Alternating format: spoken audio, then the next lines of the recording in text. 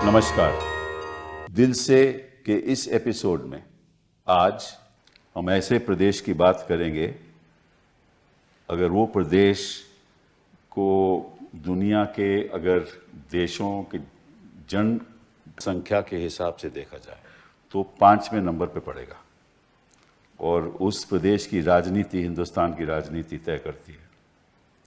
और 2024 की इलेक्शन में जो सुनामी उस प्रदेश में आई, उसकी वजह से मोदी जी थोड़े धीमे पड़ गए। और ऐसे शख्स के साथ हम बात करेंगे जो मैं समझता हूं कि इस देश का युवा नेता, जो आगे वाले वर्षों में सालों में हिंदुस्तान का भविष्य तय करेगा।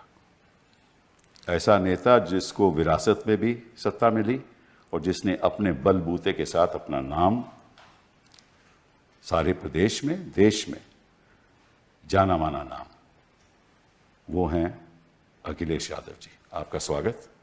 बहुत धन्यवाद आपका। मैं जब 1973 में सुप्रीम कोर्ट में आया तब आपकी पैदाइश हुई थी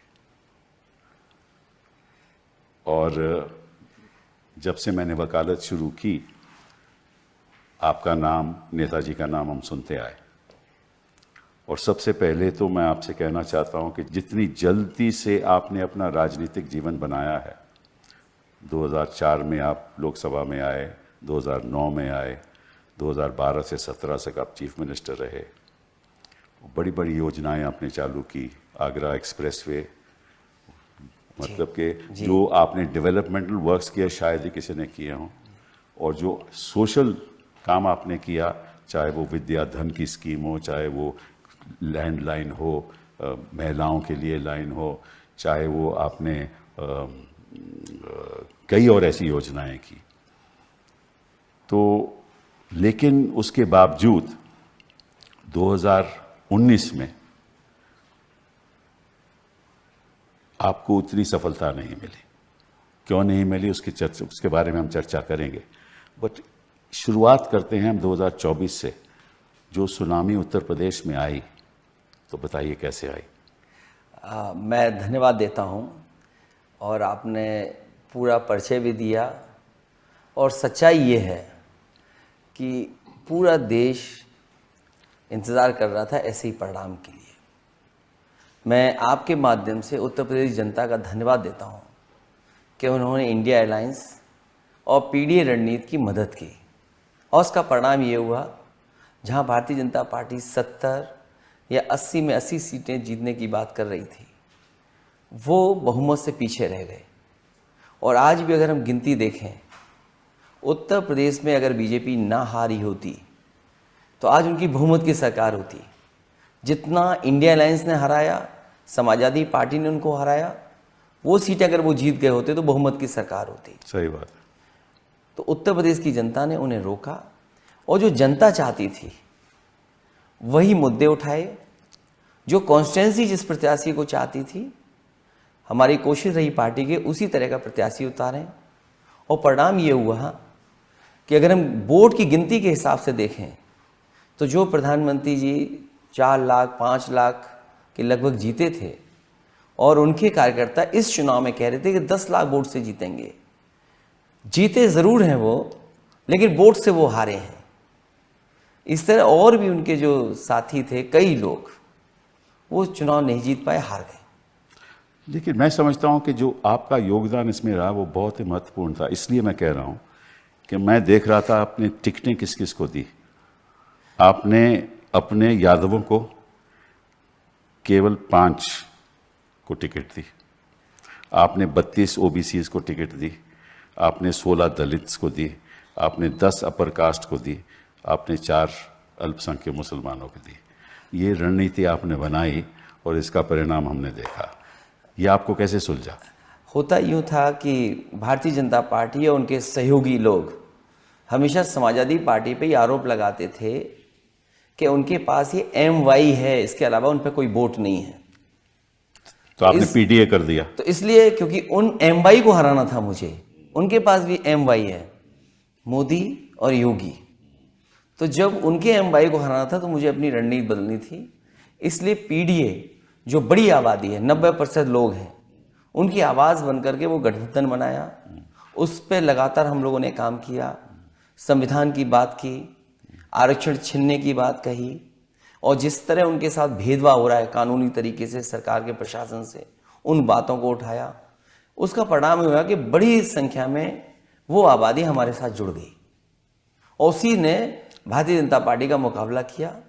जो सपने देख रहे थे 80 में 80 सीटों का, वो उत्तर प्रदेश की वजह से बहुमत में नहीं आ पाए। मतलब कि एक तो होता है कि जनता के पास जाकर भाषण देना, दूसरी होती है जो रणनीति आप बूथ पे बनाते हैं।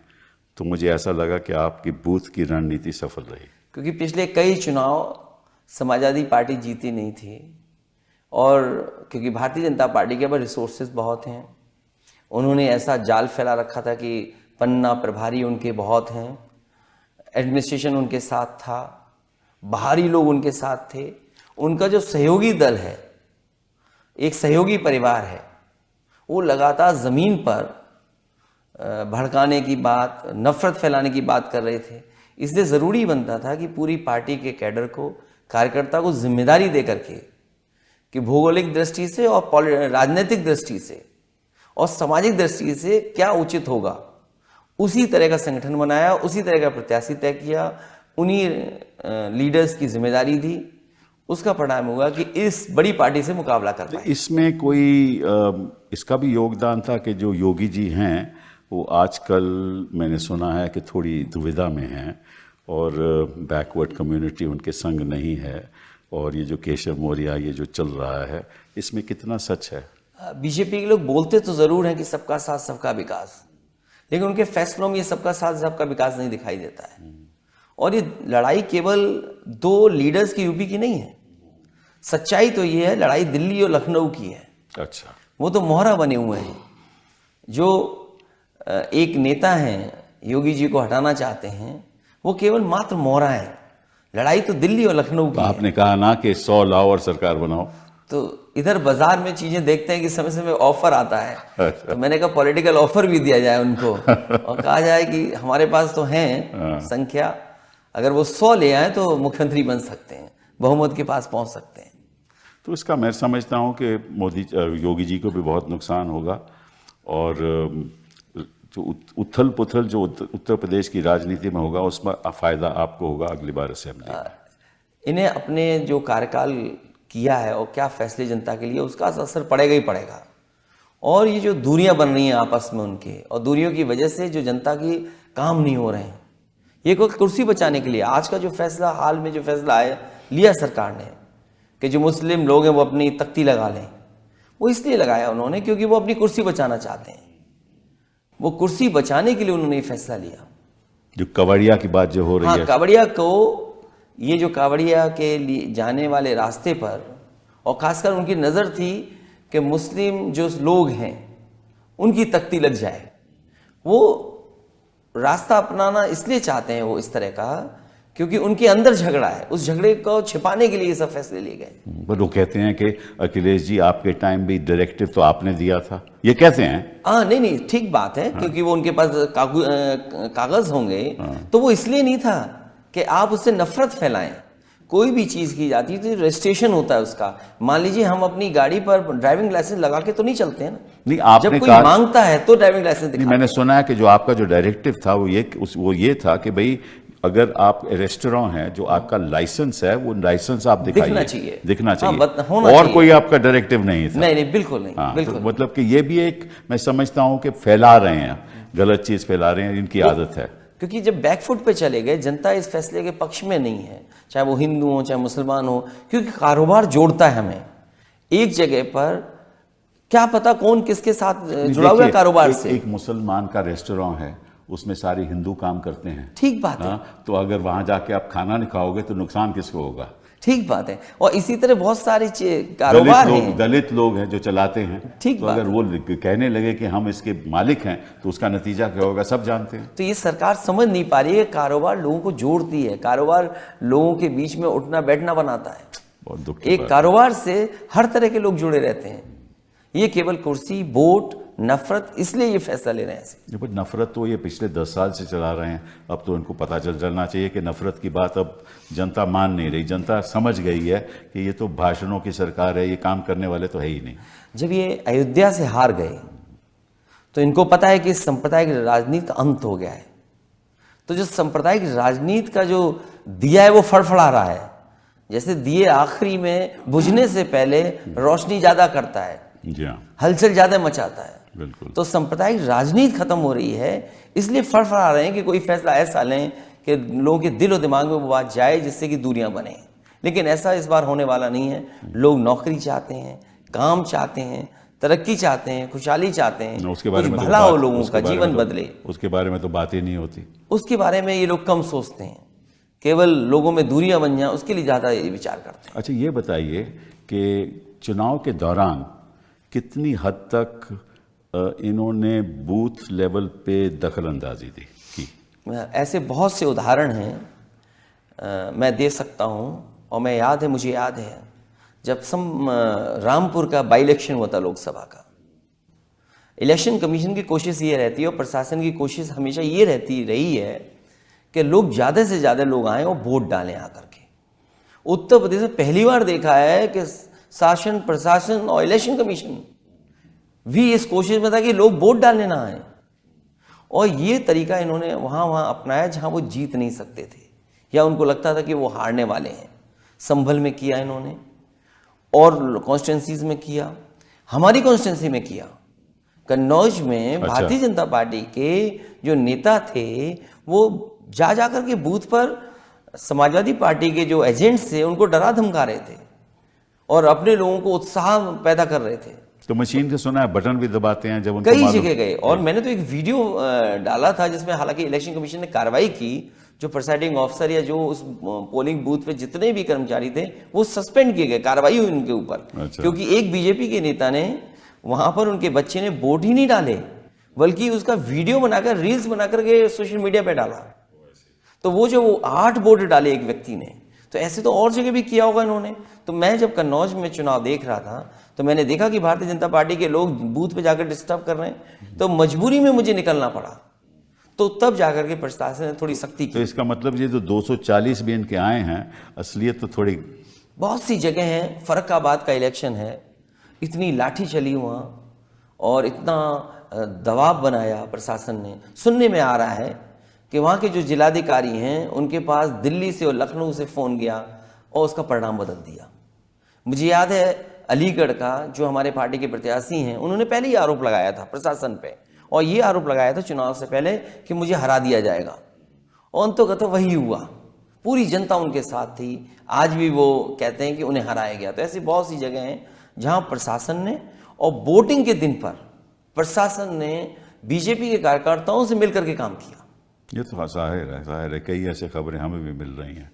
तो इसका मतलब यह है कि 240 तो इनको खैर दिखावे में तो 240 हैं, लेकिन असलियत इनकी उससे भी कहीं 30-40 और सीटें कम रही होंगी क्योंकि वो जीत गए हैं आज, तो संख्या बता सकते हैं। लेकिन सच्चाई ये है, कुछ हमारे ऐसे भी साथी हैं जिनको सर्टिफिकेट नहीं मिला लेकिन वो जीते हैं जनता की नजरों में। जी हाँ, जी हाँ। तो परिवर्तन होना चाहिए, सारे इलेक्शन की प्रतिक्रिया का परिवर्तन होना चाहिए। आप वो कहते हैं कि भाई ईवीएम से मैं बिल्कुल खिलाफ हूँ, हालांकि अब जीते भी फिर भी हम ईवीएम के खिलाफ हैं। तो किस किस्म का परिवर्तन होना चाहिए? मुझे याद है जब मैं 2022 का चुनाव हारा, उस समय किसी भाषण में मैंने ये बात कही कि समाजवादी पार्टी के जो वोटर्स थे उनके डिलीट कर दिए गए वोट, जिसका परिणाम ये हुआ कि हम चुनाव हार गए। इलेक्शन कमीशन ने मुझे नोटिस दिया और नोटिस में कहा कि किस आधार पर आप ये बात कह रहे हैं कि वोट डिलीट कर दिए गए और वो भी आपके यादव और मुस्लिम। तो मैंने अपने वर्कर्स से मिलकर के और पार्टी के लीडर से मिलकर के एक सूची तैयार की, और जिन लोगों का वोट डिलीट कर दिया गया था, जिन्होंने वोट पहले डाला था, वोटर लिस्ट में नाम था, वाकायदा उनका एफिडेविट के साथ मैंने 18,000 ऐसे वोट जो समाजवादी पार्टी के वोटर थे जिसमें कि यादव और मुस्लिम थे, उनको मैंने सूची इलेक्शन कमीशन को दी, और इलेक्शन कमीशन ने किसी पे कार्रवाई एक भी नहीं की, आज तक नहीं की, अभी तक कार्रवाई नहीं की। अगर एक भी आरओ सस्पेंड हो जाए या एक भी अधिकारी के खिलाफ कार्रवाई हो जाती तो भविष्य में ये वोटर लिस्ट में जो जानबूझ करके वोट डिलीट किए जाते हैं वो नहीं को। वो देखिए, जनवरी पहली किसी भी साल में वोटर लिस्ट तय होता है जी हाँ, 1 जनवरी कोई भी नया साल हो, उसके बाद जब इलेक्शन होता है, चाहे वो जून में हो, अक्टूबर में हो, जब भी हो, तो तब उस एंड टाइम पे लाखों की संख्या के, सैकड़ों की संख्या के वोटर की लिस्ट में डिलीट हो जाते हैं। इनको पता चल जाता है कि किस किस जहाँ कौन सी गली है जहाँ इनके पक्ष में वोट नहीं मिलने वाला, उसी को वो डिलीट कर देते हैं। तो बेचारा जो वोटर है वो जाता है वहाँ और उनको देखता है कि भाई मेरा तो वोट ही नहीं है। तो ऐसे तो ये आम करते हैं और चुनाव आयोग इसके बाद कोई कदम नहीं उठाता। मुझे याद है आजमगढ़ में, मुझे बाई इलेक्शन जब हुआ था आजमगढ़ का, तो उस समय क्या हुआ, लोगों को घर से नहीं निकलना दिया। ठीक बात है। प्रशासन इनके साथ, पुलिस इनके साथ मिली हुई, संभल में किया, इस बार संभल में किया, तभी लोग निकले और वोट डाले। मैं अपना थर्ड फेज के बाद जो पॉलिटिकल स्पीचेस दे रहा था, मैं बात यही कहता था कि वोट डालने के लिए डरोगे तो नहीं, घर से निकलोगे तो सही, आप निकल के वोट जरूर डालना, कोई रास्ता अपनाना, वोट डालना। लेकर सुना आपका भाषण। तो ये चीजें हुई हैं और कई जगह हम लोगों ने जब शिकायत की इलेक्शन कमीशन को, तो इलेक्शन कमीशन ने कभी कार्रवाई नहीं की। मुझे अच्छी तरह याद है जब कभी भी चुनाव यूपी में होते थे, डीजीपी हटते थे, चीफ सेक्रेटरी हटते थे, या संबंधित अधिकारी जिनकी शिकायत की जाती थी उनको हटता था। सेशन साहब का वक्त था। और इस समय देखिए कि जहां बीजेपी की सरकार स्टेट में नहीं थी वहां तो अधिकारी हटाए गए, लेकिन यूपी में जो एक्सटेंशन पे हैं, जो चीफ सेक्रेटरी एक्सटेंशन पे थे, उन्हें नहीं हटाया गया, इलेक्शन उन्हीं से कराया गया। डीजीपी परमानेंट नहीं है, वो सरकार की मेहरबानी पर डीजीपी हैं, उनके खिलाफ कार्रवाई नहीं। मैं आपसे गंभीर सवाल पूछना चाहता हूं, अगर ऐसी बात है और हम सभी लोग चाहते हैं कि निष्पक्ष तरीके से इलेक्शन होना चाहिए, तो ऑपोजिशन के जो नेता हैं, दल हैं, वो इकट्ठा होकर चीफ इलेक्शन कमिश्नर के खिलाफ कार्रवाई क्यों नहीं करते? ये सच है कि इस तरह का कदम हम लोग को उठाना चाहिए, सब पॉलिटिकल पार्टीज को मिल करके। आप इसमें पहल कीजिए ना। मैं इस पर तैयारी करनी चाहिए, और इसलिए ज़रूरी है तैयारी कि कई बार लोगों को भरोसा नहीं है। जो बात पिछले सवाल में आपने पूछा था ईवीएम को लेकर के, कई देश जो डेवलप्ड कंट्रीज हैं वहाँ भी नहीं, उनमें अनकॉन्स्टिट्यूशनल है। अगर ईवीएम आप इस्तेमाल जर्मनी के सुप्रीम कोर्ट, जर्मनी में वहाँ के सुप्रीम कोर्ट ने ये कहा है कि अगर ईवीएम का आप इस्तेमाल करते हैं तो अनकॉन्स्टिट्यूशनल है, और बहुत से जगह देशों में बैलेट से वोट पड़ रहा है, तो हमारे देश में क्यों नहीं? तो आप नेता लोग बैठिए और इस पे तय कीजिए कि क्या होना चाहिए, क्योंकि ऐसा तो होना नहीं हो सकता कि भाई इलेक्शन कमीशन शासन के साथ मिला हो और एक तरफिया काम हो रहा हो। तो उससे तो इलेक्शन फेयर नहीं हो सकता है। और फिर ट्रांसपेरेंसी कैसे आएगी? लोग जान रहे हैं कि वोट किसको दे रहे हैं, उससे दुश्मनियां बढ़ रही हैं। चलिए, ये तो हो गई उत्तर प्रदेश की बात। अब देखते हैं ट्रांसपेरेंसी पार्लियामेंट में क्या हो रहा है। क्या यहाँ भी ट्रांसपेरेंसी है? आपके स्पीकर लोग, आपके चेयरमैन साहब माइक बंद कर देते हैं, बोलने नहीं देते, इंटरप्ट करते हैं। आप लोग क्या कर रहे हो? ये सवाल उठा था और उठेगा, और हमारी कोशिश होगी कि स्पीकर साहब से निवेदन करेंगे कि किसी भी लीडर का माइक बंद नहीं हो, क्योंकि वहाँ बोलने आ रहे हैं, अपनी बात कहने आ रहे हैं। अगर लोकसभा में नहीं बोलेंगे जनता की बात, तो कहाँ बोलेंगे? ये एक संवैधानिक सवाल है। आर्टिकल 105 ऑफ द कॉन्स्टिट्यूशन कहता है कि किसी भी सांसद को बोलने का पार्लियामेंट में हक है, ये उसका हक है जी, subject to rules, subject to procedure. अब हमारा लोकसभा का प्रोसीजर या राज्यसभा का प्रोसीजर, उसमें कहीं नहीं लिखा हुआ कि किसी का माइक बंद हो सकता है, कहीं नहीं लिखा हुआ। ये भी कहीं नहीं लिखा हुआ कि इंटरप्ट करना चाहिए, चेयरमैन साहब को या स्पीकर साहब को इंटरप्ट करना चाहिए।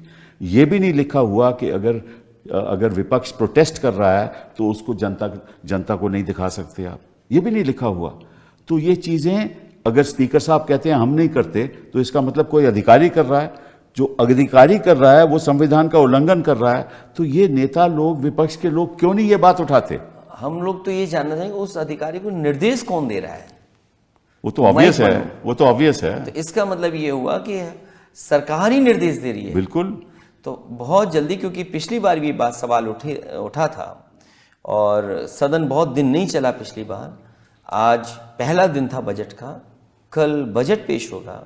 ये बात अगर आएगी तो हम सब मिल करके आवाज़ उठाएंगे कि किसी भी सांसद का माइक बंद नहीं हो। हम यहाँ बोलने आते हैं, हमारा अधिकार बनता है कि हम अपनी बात कहें। मैं आपको सुझाव दूंगा, अगर आप आवाज़ उठाएंगे तो मुझे मालूम है उसका निर्णय क्या होगा।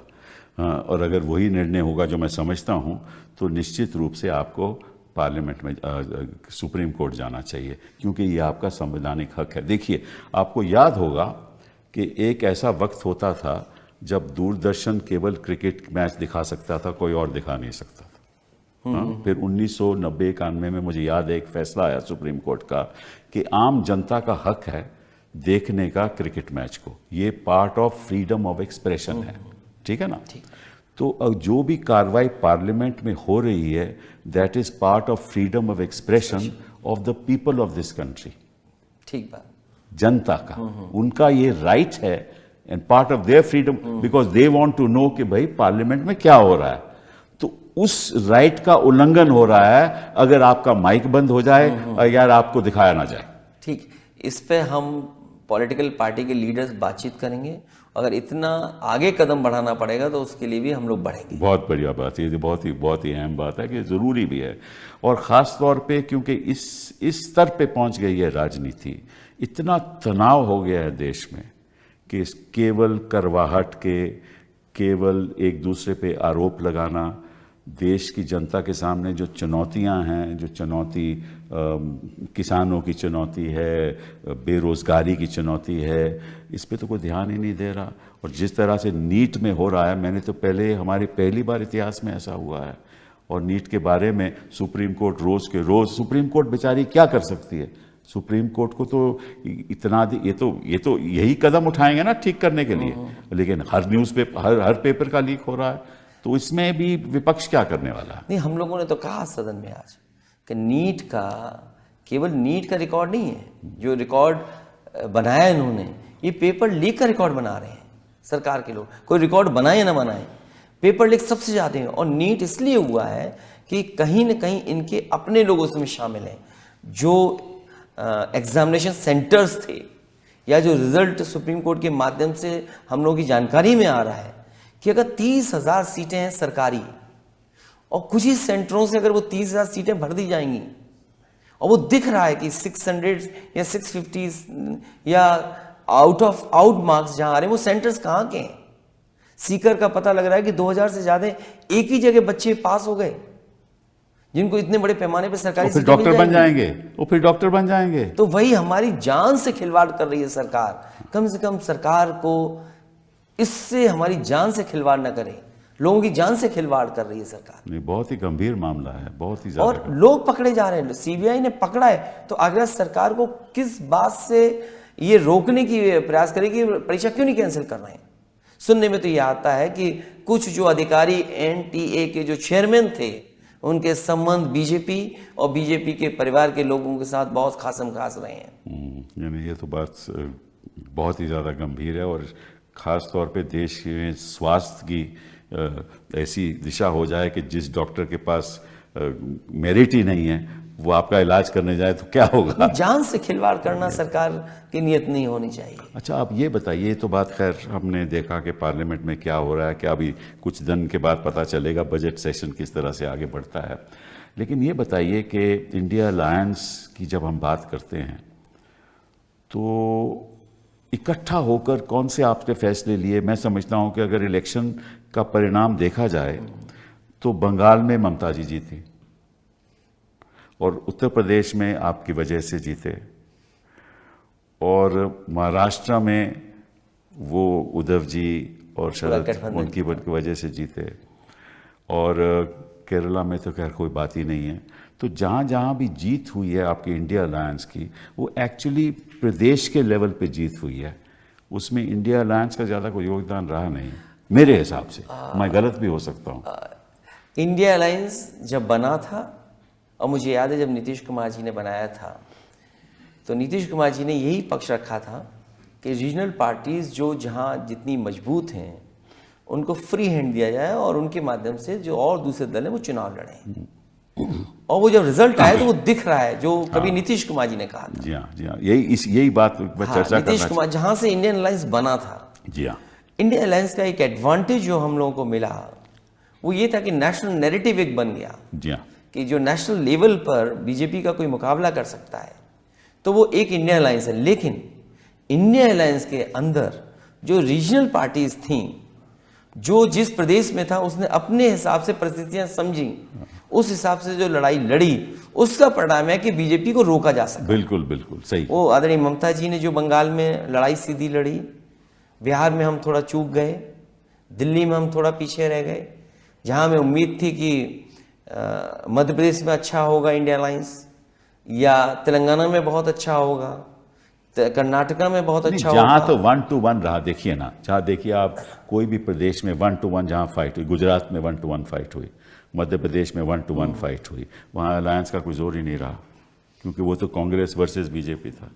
तो कहने का मतलब ये है कि जो आपकी प्रदेश की पार्टियां हैं उनकी वजह से आज विपक्ष की इतनी सीटें आई हैं, लेकिन जो इंडिया अलायंस का एक ढांचा बनना चाहिए, मैं समझता हूं वो आज तक नहीं बना। हो सकता है उस समय हम लोगों ने थोड़ा ज़्यादा गुजार दिया, अगर समय न गुजारा गया होता तो शायद सरकार भी इंडिया अलायंस की होती। आपको एक सेक्रेटेरिएट बनाना चाहिए था, इंडिया अलायंस का सेक्रेटेरिएट बनाना चाहिए था। वहाँ आपको इंडिया अलायंस के स्पोक्स पर्सन होने चाहिए थे, ताकि अगर मोदी जी कुछ कहें तो अलायंस की तरफ से कोई बोलने वाला हो, रिएक्शन आना चाहिए। ठीक है ना।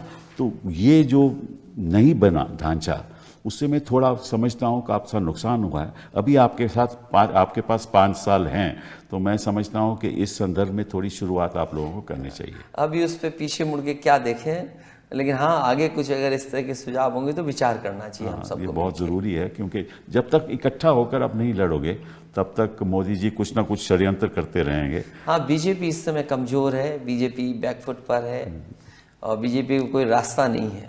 अभी तो आपके प्रदेश में बाई इलेक्शन भी आने वाले हैं, उसकी तैयारी है। हालांकि सरकार अपनी तरह से तैयारी कर रही है, बीजेपी सरकार से मिलकर तैयारी कर रही है लेकिन वहाँ जनता इस बार फिर बीजेपी को हराएगी। तो अभी देखो बाई इलेक्शन में इनकी बुरी हालत हुई है, सब जगह हारे। हाँ, सब जगह हारे हैं अभी। जो जहाँ रिजल्ट हुआ सबसे बुरा हारे वो। बंगाल में तो 4 के 4 सीटें ममता जी जीती। चलिए इस बात को छोड़ के हम बात करते हैं हिंदुस्तान की आर्थिक स्थिति की। हिंदुस्तान की आर्थिक स्थिति इस तरह से उसका ढांचा है कि चंद लोग अमीर के अमीर होते जा रहे हैं और गरीब बेचारा महंगाई की वजह से, बेरोज़गारी की वजह से उसकी ज़िंदगी में कोई प्रोग्रेस नहीं है। तो और विपक्ष का क्या सोच है इसके बारे में? हालांकि जो अभी तक इनके बजट देखे हैं और सरकार के जो फैसले हैं वो अमीर को अमीर बना रहे हैं, गरीब को गरीब बना रहे हैं। कहने को तो उन्होंने कहा कि किसानों की आय दोगुनी होगी, लेकिन किसान जब अपना हिसाब किताब ठीक से लगाता है तो किसान के साथ भी और खेती बाड़ी के साथ भी इन्होंने खिलवाड़ की है। और जिस देश में किसान के साथ खिलवाड़ शुरू होगी वो देश की अर्थव्यवस्था कैसे बेहतर होगी। जो सबसे नीचे हमारे पायदान पे हैं लोग, उनका जीवन क्या बदला है इन्होंने। कहने को सरकार ये कहती है कि हम 5th लार्जेस्ट इकोनॉमी हैं और 3rd लार्जेस्ट इकोनॉमी बन जाएंगे, लेकिन हमारे पर कैपिटा इनकम क्या है। और अगर हम पर कैपिटा इनकम देश की मान लें जो है हमारे लोगों, ब्रिक्स कंट्रीज में से लास्ट हैं हम, अगर हम लास्ट हैं तब भी है, तो फिर हम राशन देकर के कैसे हम लोगों को जीवन यापन करने दे रहे हैं। सही बात है, सही बात। तो आपकी एक तरफ पर कैपिटा इनकम है, दूसरी तरफ आप कहते हैं हम इतने लोगों को राशन दे रहे हैं, उनका जीवन चलवा रहे हैं। $2000 है भाई साहब। तो आप कंफ्यूज हैं कि आप अर्थव्यवस्था के साथ क्या चाहते हैं। और फिर अगर 5th लार्जेस्ट इकोनॉमी है आपकी, इतने बड़े पैमाने पे बेरोजगार कैसे हैं नौजवान, नौकरी नहीं है, रोजगार नहीं, और फिर आप नौकरी कौन सी दे रहे हैं। आप बड़ा पढ़ा लिखा लड़का आपका डिलीवरी बॉय बन गया। उत्तर प्रदेश में भाई साहब 47 लाख लोगों ने अप्लाई किया 60,000 इंस्पेक्टर की नौकरियों के लिए। ठीक है, 47 लाख मैंने खुद देखा। और वो पेपर जो लीक हुआ था और अगर रिजल्ट आ गया होता, हो सकता था कि 2 लाख बच्चों को 100 में से 100 नंबर मिले होते। तो ये सरकार नौकरी कहां से देती। सही बात।